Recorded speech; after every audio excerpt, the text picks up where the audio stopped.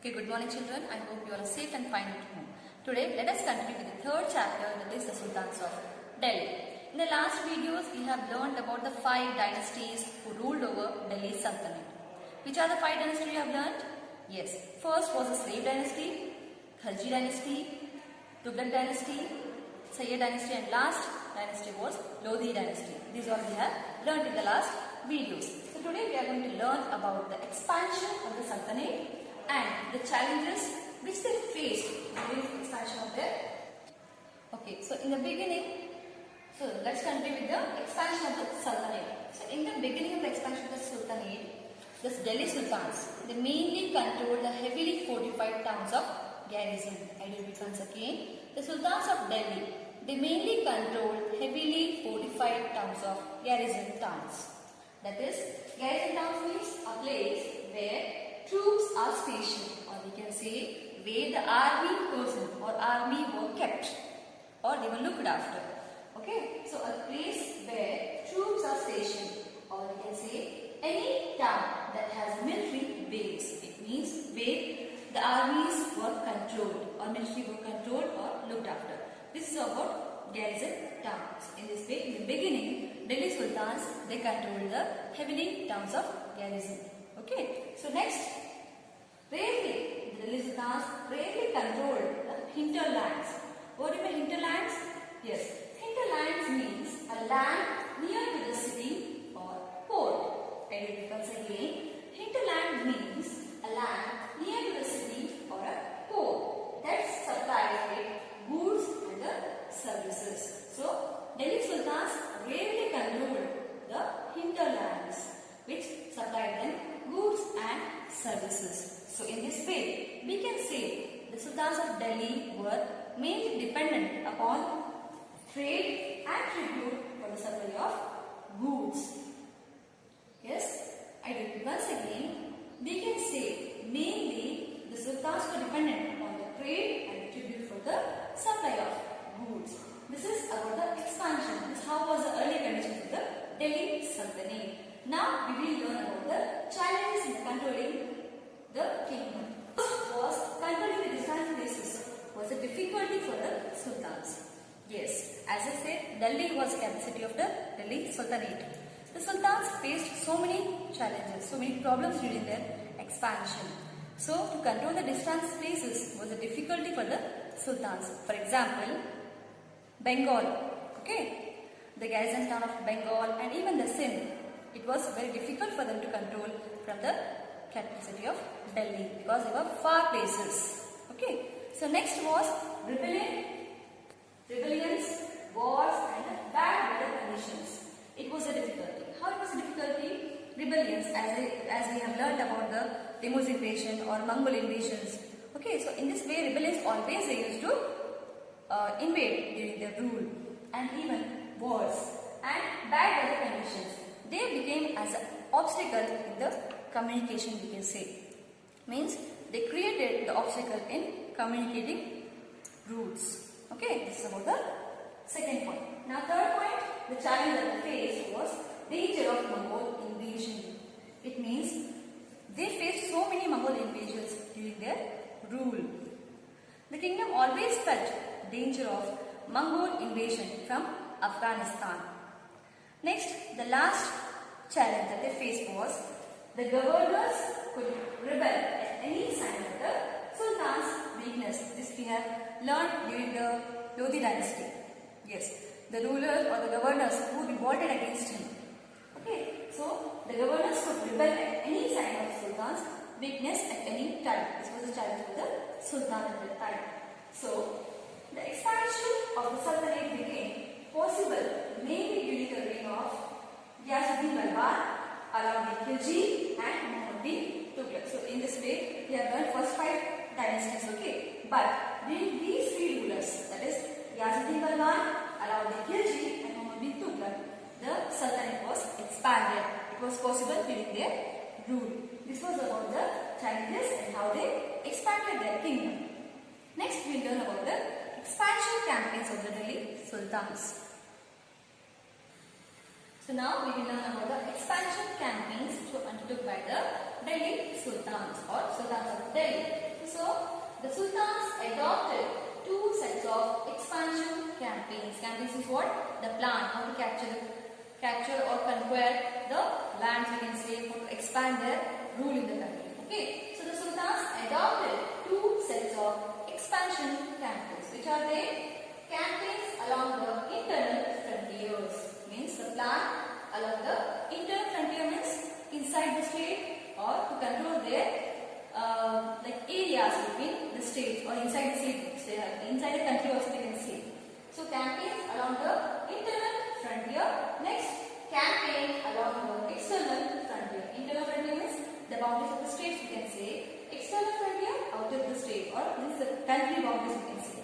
Means a boundary between the two countries. Okay, so this is two types of campaign plans or campaigns which were adopted by the sultans of Delhi.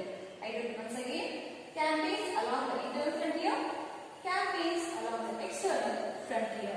Now we will learn about the internal frontiers. It's how they control the rule inside the states. Between the states we can say. The frontier along with the garrison towns that were controlled by sultans. Means internal frontier means what? The internal frontier of sultanate means the frontier along the garrison towns that were controlled by the sultans. This is internal frontier. I repeat once again. Internal frontier of the sultanate, it means frontier along the garrison towns that were controlled by the sultans. So gradually they began to consolidate the hinterland of the garrison towns. It means they started to combine, you can say, or they started to unite both the hinterlands and the garrison towns together to expand their rule. Garrison town, I have told you already, the place where the military forces were controlled, or the head of the military forces we will see. So in this way they united the hinterland and the garrison towns. So what are the steps taken to expand along the internal frontiers? Okay, so first step was forests were cleared in the Ganga Yamuna Gaur region. Okay, so first step, it was adopted by sultans were forests were cleared. Even today we say so many forests were cleared for so many reasons. Okay, so in that time also forests were cleared in the Ganga Yamuna Gaur region. Okay, and along with that, the hunter-gatherers and pastoralists were expelled from their habitats. When they cleared the forest, in this what happened? The hunter-gatherers and the pastoralists who used to live there, they were thrown out from their habitats because forests were cleared. There was no land for them to live in. So they were interested in cutting down forests for the expansion of the agriculture land. There is what? The sultans of Delhi. Yes, they were interested in cutting down forests for the expansion of the agriculture land. The cleared lands were given to the peasants. Yes, as I said, they were interested in expansion of agriculture land. So this land was cleared, means the forests were cut down. That land was given to the peasant. Peasant is what? People who used to do the crops or farmers we can say. And thus the agriculture was encouraged. So Delhi Sultans were interested in agriculture activity. In this way they encouraged the agriculture. Then they established fortresses. Fortress is what? A huge building you can say, or the group of buildings which can defend them from the outer attacks from the enemies. Okay, so they established fortresses. Even today we see so many forts in the country. And towns to protect trade routes and promote the regional trade. This was the last step, which was campaign by along the internal frontier we can see. They established fortresses, towns to protect trade routes and promote regional trades. Okay, so this was all about the internal frontier, the campaign along the internal frontier. Now we learn about the campaign along the external frontier. What are steps taken by the sultans in the campaign along the external frontiers? So now we will learn about the expansion campaign. The next expansion campaign which was adopted by the sultans of Delhi. Till now we have learned about the internal frontier, means how they control the state boundaries. Now we will learn about the external frontier. It means the sultans. Yes, for expansion of the external frontiers means to expand the kingdom, their rule of Sultanate military expeditions in South India was started by Alauddin Khilji, means the ruler of Khilji dynasty. Yes, the ruler during whose rule the Sultanate went to great height. So, to expand his kingdom, he conducted a military expeditions in South India, that is Alauddin Khilji. So, after Alauddin Khilji, next ruler was Muhammad bin Tughlaq, the ruler of Tughlaq dynasty. He took the expeditions to a new height. Means he expanded the kingdom during his rule. During these campaigns, Sultanate, means the rulers of the Delhi Sultan, their armies captured the horses, elephants and the slaves. Means during their external campaigns, the Sultanate, they captured the horses, elephants and even the slaves. Along with this, the rulers, they also carried away the gold jewelry with them. So during their campaigns, during these wars, they carried away the gold jewelry. These are things, precious things with them. By the end of the Muhammad bin Tughlaq's reign, or you can say, by the end of the Muhammad bin Tughlaq's rule, Delhi Sultanate controlled a large part of Indian subcontinent. It means during his rule, the Delhi Sultanate was expanded from Delhi to the Deccan, means the southern part of our country. It collected taxes from the peasantry. Peasantry, as I said, the farmers who used to grow the crops. So they started to collect taxes from the peasants and they dispensed justice in its expanded kingdom.